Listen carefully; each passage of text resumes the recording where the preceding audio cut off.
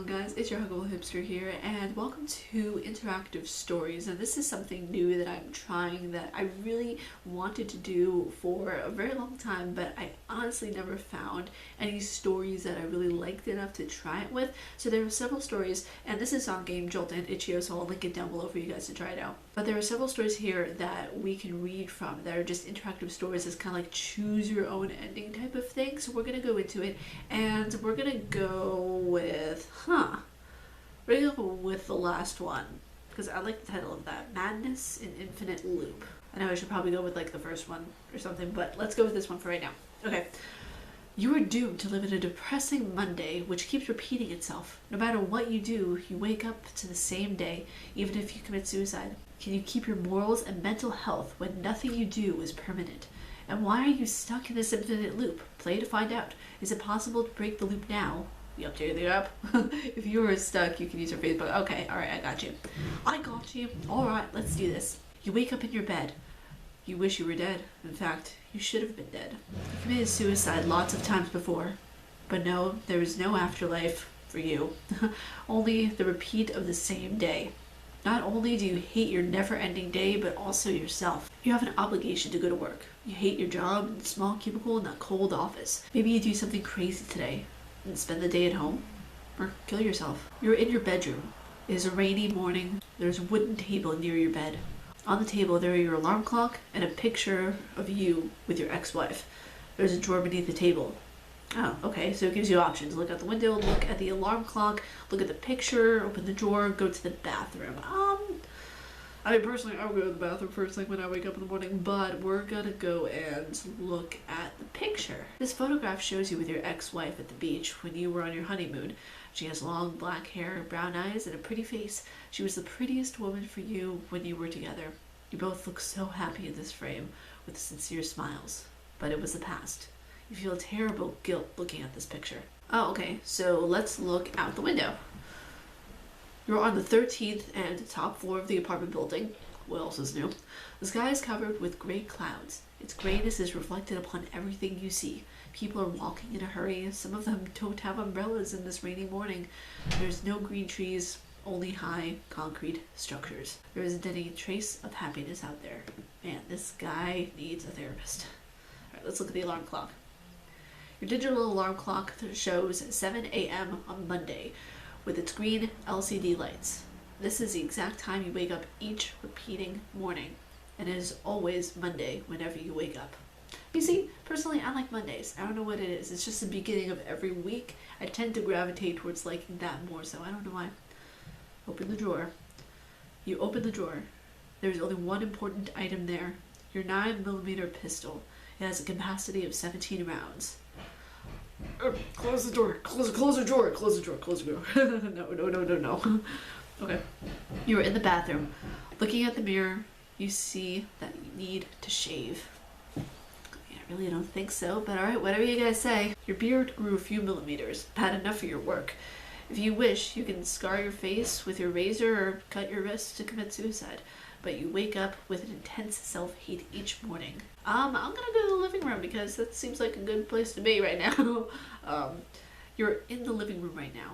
Your dispersed suit is on the sofa. You can either go to work or spend the whole day watching television. You'll probably get fired if you choose it. Probably gonna go to work because that is the adulty thing to do. You wear your suit and head off to work. It's a rainy day, but you have lost your umbrella. You get wet till you reach a subway station. It takes about 15 minutes to reach there. While descending the stairs to the subway station, you pass by two teenagers smoking cigarettes.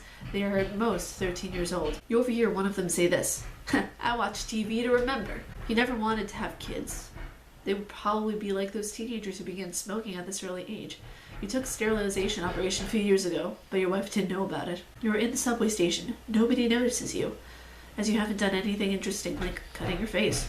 After waiting for 10 minutes, you see the approaching lights of the subway in the tunnel. Alright, we're gonna get on the subway and just keep staying alive right now. By the way, I know I'm saying it late into the video, but in case anybody gets triggered, watch one of my happier videos. This is just something interesting that I want to play around with to see if you guys would enjoy it. After the train stops, you get in it with the crowd of commuters and it departs. After 15 minutes, you arrive at the ugly gray skyscraper building that you call office building. At the entrance of your office, at the 13th floor of the skyscraper, What else is new again? You see your boss. He is the man you hate the most. An overweight, bald man with black mustache. You always wanted to murder him, but you always controlled your anger somehow, because once you react in anger, you lose control of yourself. He stares at you. As you were about to go to your cubicle, your boss stops you. I told you to shave your beard like 1,000,000 times. What the heck, are you a monkey? I don't do business with fucking monkeys here. You're fired. You don't have any personal belongings in your office, so you go straight home. Nothing interesting happens till you reach home. You are at home now. What will you do? I would most likely take sleeping pills and sleep, considering the fact that, hey, I just got fired. I'm just gonna go to sleep. Your sleeping pills have been your best friend. They make you sleep instantly. You could like them more if they made you wake up to a different day, though. You take 2 pills and go to sleep. You wake up in your bed. You wish you were dead. In fact, you should have been dead. You can be, oh, okay. Alright, I like that. That's really cool. So it starts over again with the same exact story. I like that. Okay, so we're gonna try one more story. By the way, I do apologize for the noise in the background. Since we're moving, we're trying to bring like as much as we can with us. So yeah, that's my dad, jackhammering away. I don't know what that was, but alright. Alright, so we are going to go, Evil Beneath the Ground. Let's try that one. Ooh, I'm already liking this one. Okay, picture's nice. By the way, girl, boy, non-binary, you need to shave your legs. I like how it starts. You are a goth and a university student with no friends. You enjoyed a school trip to a lake and the forest near it. If you decide to wander in the forest tonight, you will find bare footprints. Those are coming from a black hole with a ladder. Will you descend down? Ooh, I like this already. Okay. Evil Beneath the Ground. Too much? Okay. You are a young university student who identifies as a goth. You are a lonely person. People think that you want to be alone, but in fact, you couldn't find someone you felt an affinity. Everyone is so distant from you. Nobody knows to listen. Oh, nobody knows listens to the music that you love. Grammar, like the Buahas, This Mortal Coil, The Sister of Mercy, etc. You heard about a university field trip to a lake and the forest around it in autumn. There would be a picnic. Also, alcohol is permitted. You could bring your own drinks. Yeah. You join the field trip. Not only maybe you could make some new friends, but also love nature, especially when it's the cold season. But of course, you couldn't make any new friends. Once again, during the 2 hours of the bus travel, you find out that every other student who has joined the trip were already friends. They simply ignored you. You also didn't approach them. As a result, all you could do during the bus trip was look outside the window or play games on your phone while you listened to their joyful laughters. You have mixed feelings about this picnic by the lake. You can't feel yourself as a part of the joyful youth who are enjoying their nature trip. After having a picnic barbecue, they played games with a ball in which they formed a circle and tried not to let the ball touch the ground. Everyone participated in the game, except for you. But you enjoyed the nature trip somehow. As said before, you love the nature. You took pictures of the lake with your phone. You didn't plan to post the pictures anywhere though, and there is a huge forest near the picnic area. You have always found peace in the green of the forest. After the sunset, people began to light a campfire and drink. People around your age generally prefer beer, but you don't like it. You feel it overfills your stomach and causes nausea after 2 cans. Instead, you prefer stronger drinks. Today, you brought a bottle of red wine and a wine glass. Fancy. They gathered around the campfire while you drank your wine alone, away from them. A handsome guy bought his guitar from the bus. But it doesn't surprise me. He has a guitar. Oh, I'm a douchebag on wheels and I'm gonna play you some songs and hopefully you'll have sex with me. He began playing it around the fire, and while you have finished your second glass of wine, campfire and moon illuminate the darkness. The sun already has set. There are about 5 hours before the picnic to end. You will be going back to the city with buses. He is playing a calming song. You might join the group, but you also feel a strong urge to have a walk in the dark forest. I'm going into the dark forest. I'm going into the forest of forbiddenness, of awesomeness. You can't make me not go in there because I know I'm going to find something creepy. You stand up and wander away from the picnic. You feel the call of the dark forest, so you walk along the path into the forest. Say forest one more time, I dare you. The trees are high and still green. Maybe they stay green in all seasons. You don't know. Your field is not biology. The soil is still wet and muddy. It must have rained before your group arrived to the lake. You leave boot prints on the soil as you walk. There are no clouds in the sky. Full moon and stars illuminate the forest, but that's not enough for your eyes. You turn on the flashlight of your phone. There's an app for it too. You can't clearly see, but notice rabbits in the distance. Naturally, they run from you as they notice your presence. You begin to think that you might have gone too far away from the picnic, but there is nothing interesting in the picnic area. You somehow feel like the darkness is your friend. only friend. Continue the path, turn back to the picnic site. I'm gonna continue because this is actually something I did IRL. I'm not even joking. I'll tell you about that in a story time. You continue on the forest path. After a few minutes, you noticed footprints on the soil. They seem to belong to a human with bare, big feet. Probably a man. These prints cross the path. Oh, turn back to the picnic site, follow him, follow his route back. I'm gonna follow him and see what happens. You follow the footprints on the soil. They keep changing directions. You find yourself at an elevation and the prints stop here. Whoever was walking, he didn't leave prints those you could follow anymore. He might have gone anywhere as he didn't follow a single direction. Okay, grammar, you need to just find, if I have any critique for this at all, it would just be to fine tune the grammar just a wee bit. I'm gonna follow his route back, turn back to the picnic site, follow his route back. You decide to go back to where he comes from. After a long walk, you find yourself at a hole. There is a lid and a long rope near it. The man clearly comes from this hole. His footprints prove it. When you hold your phone light down into the black hole, you see that there is a ladder inside the hole. You can't see the end of the hole from near your position. As curious and drunk boy, you feel a strong urge to descend. And I shall descend into the darkness. As you need to use both your hands to climb down, you put your phone into your jean pocket, turning off the light. You start climbing down. Oh, that's so stupid. Don't turn off the light. You need to be able to see. That way you don't fall. That way it's not a Jeepers Creepers kind of incident. You guys know what I'm talking about, those of you who've seen Jeepers Creepers. After a few seconds, moon and stars above no longer illuminate what you see. You are in pitch black, and the ladder still continues. Finally, your feet touch the ground. You are so distant from the forest that you can't see the entrance of the hole from where you are. You carefully get on your 2 feet. You can see nothing yet. Let's turn that bad boy on. I need to see my way out of here. The place where you are is made of concrete. There is a long corridor in front of you. It is narrow, about a meter wide. It's not very high. There are only a few centimeters between your head and the ceiling of the corridor. You smell terrible odor. It's a mixture of feces and something you can't understand. There are these 3 doorless holes along the concrete corridor, making 3 rooms to discover. Oh, okay. Eeny, meeny, miny, this one. You are shocked to find a chained woman in this room. The chain is tied to her ankle. She looks in her 40s, too weak. Her bones are noticeable and has a pale skin with lots of scars. She's on her knees, she's naked, and her body is lightly hairy. Except for her pubic area, it's quite hairy. Just quite, huh? Not very, just quite. Contrasting her hairy body, her head is shaved. She stinks. Not only the smell of feces, but it looks like she wasn't washed for years. She screams as you point the light toward her. Ooh. Okay, I'm gonna say, who are you? Okay. She doesn't answer your question, but yells with despair, "Help me! He keeps me here!" That doesn't sound like more of like a cry for help. That just sounds sassy. Be like, "He keeps me here." I'm gonna try to save her because that's the logical thing to do. You crouch down to her tied foot. There's no way you can remove the bracelet from her ankle. You also notice that her pinky toe is missing. Oh, okay. What happened to your toes, miss? He made me eat it. I shouldn't be laughing right now. Immersion, Ariel, immersion. Try to keep the immersion alive. You crouch down to her tied foot. There is no way you can remove the bracelet from her ankle. Okay. You try to leave the room, but something you don't understand happens. At the exit of the room, you hit something that wasn't visible in front of you. Yes, you saw nothing in front of you, yet you hit something. You fall into the floor, and an invisible force carries you and repeatedly smashes your head to the wall. You hear a woman screaming as you... When you wake up, you find yourself lying on the concrete floor in pitch darkness. By the smell, you understand that you are in the same place.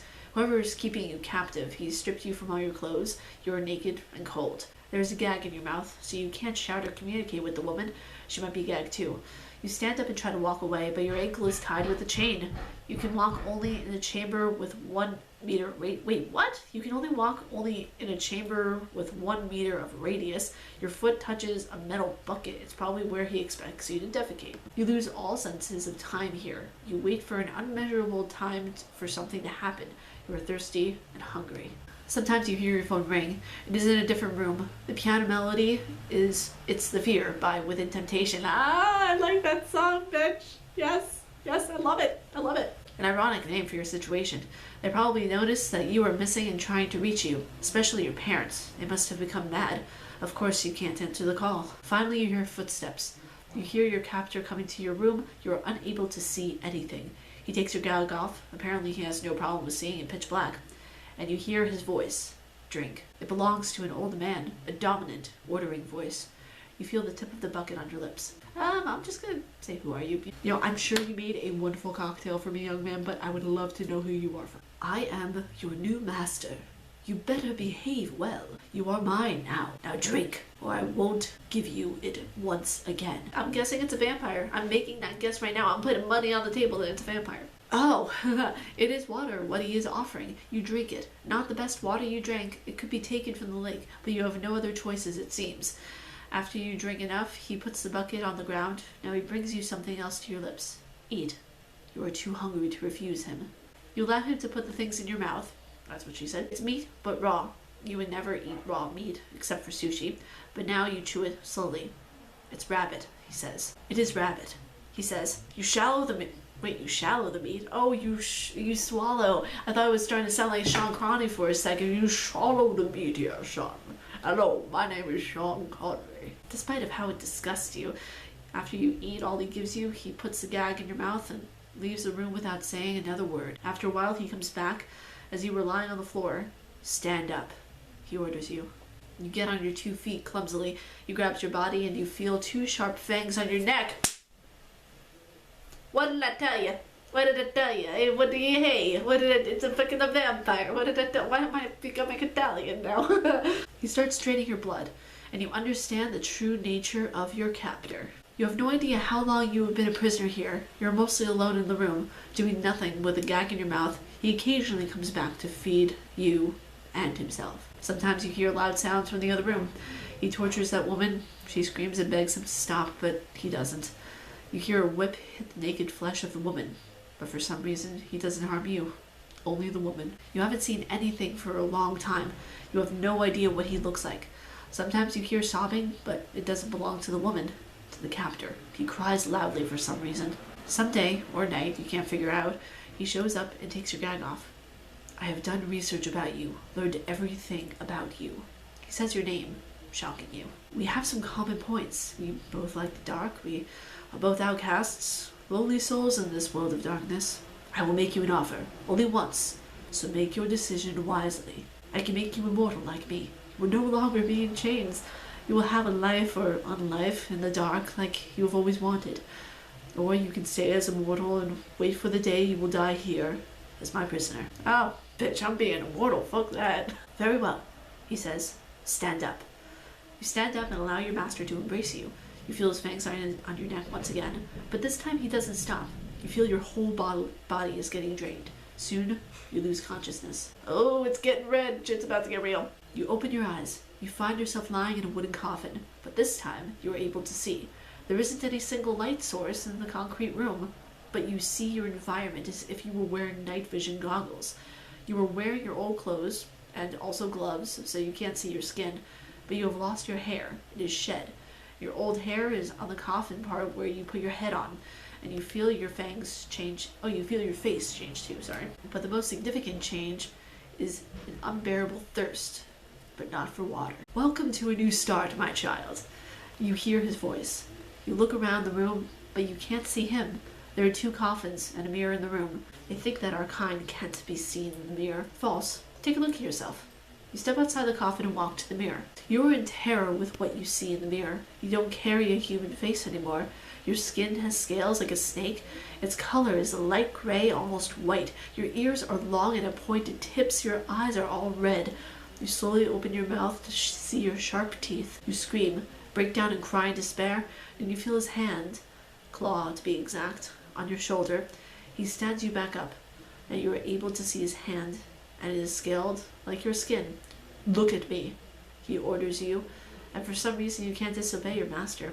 You involuntarily look at the mirror to see the immortal entity behind you. His body is tall, naked, has a hunchback.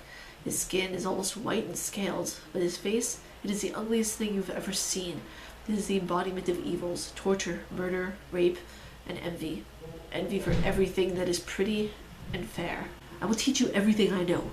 Your new and only now parent says with a hideous smile. Okay, so this game has apparently 3 endings. I really liked that story a lot. Now, it's interesting because every vampire myth has its own legend, has its own backstory. All different stories and all different adaptations of vampirism are really, really cool to see. And the reason, you know, there are different bits in history, you know, from Chinese literature to Jewish literature, from Buddhism even, that you see vampire culture. And the reason why I know this is because I did my thesis on the psychology of vampires in society. Yeah, I know, something new you learn about the Huggable Hipster, but yeah, I wrote my thesis on that, and it had to do more of the historicity of vampirism. So it's really cool to see a different take on vampirism. Now, the only critique I would give this game is grammar, because I promise you I can read. It's just a lot of the time I need to have a stable sentence,